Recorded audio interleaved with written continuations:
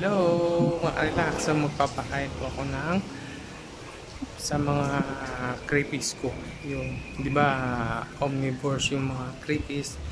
Kaya, kumakain po sila ng isda. So, magpapakain po. Ito, ibibigay ko.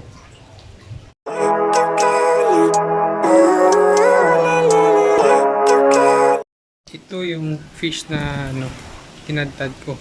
So, dito, nandito po yung tatlo kung na hiniwalay ko. Bibigyan ko sila ng yan, tatlo sila.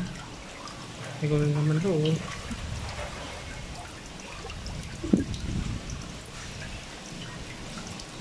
Yun. Dito ay isa lang. Isa. Ayan. Tapat lang nila. Ngayon sila tapat. Sa tapat lang nila makita. Para makita nila lahat. At dito yung buntis ko.